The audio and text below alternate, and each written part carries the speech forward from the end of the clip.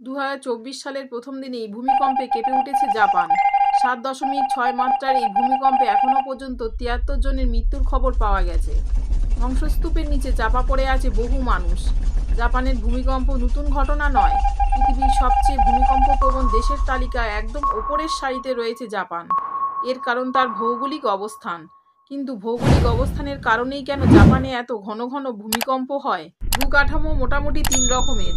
একদম ওপরে ভূত্বক, এটা লবণ, মাটি, শিলাপাথর দিয়ে তৈরি 30 কিলোমিটার পুরু কঠিন ভূত্বক। এর ঠিক নিচে 2900 কিলোমিটার পুরু এক ধরনের ঘন ও আঠালো অংশস্তর। সবার শেষে 3000 কিলোমিটার ব্যাসের কেন্দ্রীয় অঞ্চল। দ্বিতীয় স্তরের ঘন ও আঠালো স্তরের ওপরে ভাসছে ভূত্বক। ভূত্বক বেশ কয়েকটি ছোট বড় খণ্ড খণ্ড প্লেটে বিভক্ত। এগুলোকে বলে টেকটনিক প্লেট।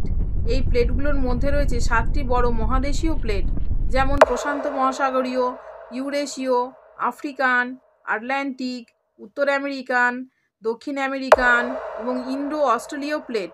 এছাড়াও ভারতীয় প্লেটের মতন বেশ কয়েকটি ছোট ছোট প্লেটও আছে। এইসব প্লেট কিন্তু একেবারেই স্থির নয়, কারণ দ্বিতীয় স্তরের ঘন আঠালো স্তরের ওপর ভাসছে প্লেটগুলো। তাই আঠালো তরলের চলাচলের কারণে খুব ধীরে হলেও প্লেটগুলো চলতে থাকে।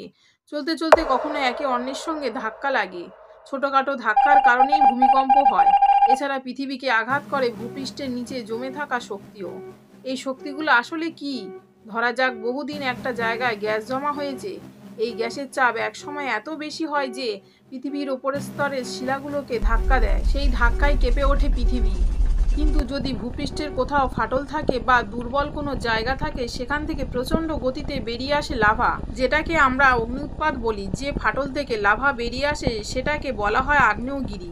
লাভা বেরিয়ে আসার সময় ভূপৃষ্ঠকে প্রবলভাবে ধাক্কা মারে, ফলে কেঁপে কেঁপে ওঠে পৃথিবী। এছাড়া প্লেটগুলো কাছাকাছি এসে একে অন্যের কিছুটা ওপরেও চলে আসতে পারে। প্রাকৃতিক কারণেই তাকে সরে আসতে হবে, আর এই সরে আসার চেষ্টা যখন চলে তখনই ভূমিকম্প হয়। জাপানের ভূমিকম্পের পেছনে টেকটনিক প্লেটের নড়াচড়া যেমন আছে, আছে অগ্ন্যুৎপাতের লাভা উদগীরণও। জাপান ভৌগোলিকভাবে প্যাসিফিক রি অফ ফায়ার অঞ্চলে অবস্থিত।